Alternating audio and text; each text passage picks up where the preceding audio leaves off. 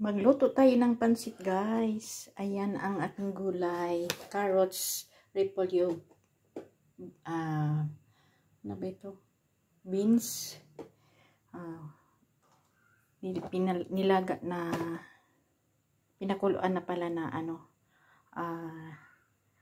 chicken breast. Ito yung pansit natin. Ito yung chicken liver. Ito yung ating bawang at sibuyas. Ayan, ready na ang ating kawali. Maglagay na ako ng bawang. Saka sibuyas. Ayan guys, ang bawang sibuyas. Lagay natin ang breast chicken na pinakuluan ko na yan guys. Pinakuluan ko na lang siya para malambot. Lagay na natin ang chicken liver. Chicken liver.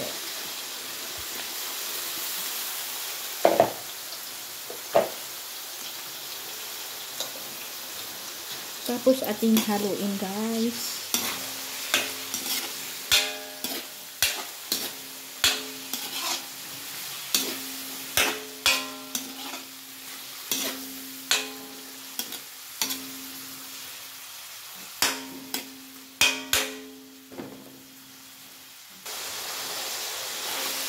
Ayan ating haluin.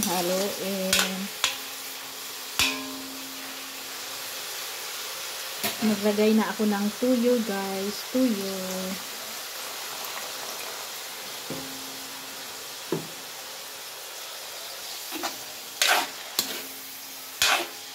Naglagay na ako ng paminta. Lagay ako ng seasoning. Maglagay din ako ng konting asin guys. Ay isang kutsarita na asin.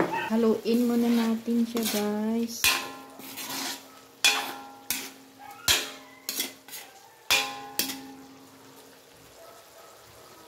Lagay na tayo ng tubig. Tubig na pinakuluan ko to siya guys sa manok. Ayan guys, ang pinakuluan ko to siya sa manok.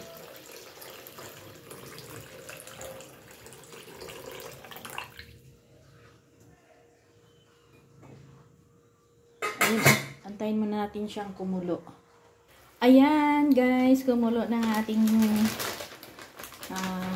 tubig, sabaw sa pansit. Kaya ilagay na natin ang pansit.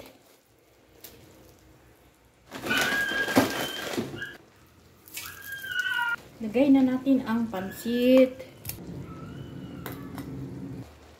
Ayan guys, nilagay na natin ang pansit. Ang pansit ko guys ay bihon. Hindi ko yan siya binababad sa tubig guys. Kasi pag binababad mo raw, hinuhugasan, mabilis daw mapanis ang pansit. Kaya hindi nahuhugasan, hindi na ibababad sa tubig. Diretso na siya sa kumukulo na tubig.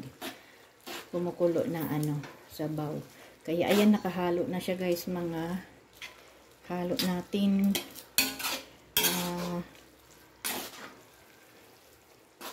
chicken liver at saka chicken breast.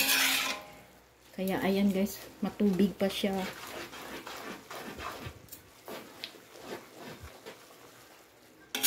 Halo-haloin lang para matuyo siya. Na natin ang ating pinakahuling rekado ay ang ating mga gulay. Ayan guys, gulay, cabbage, carrots at saka bagyo beans. Yan ang ating pinakahuling rekado. Ayan siya guys, luto na yan siya. Halo-haloin na lang. Masarap ang pansit pag maraming gulay. Nakangangalay talaga maghalo guys. Isang kamay lang. Isang kamay halo. Tapos halo-haloin lang yan hanggang matluto ang gulay. Ayan.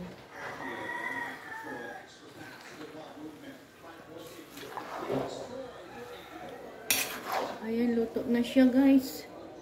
Kunting painiin na lang, luto na yan.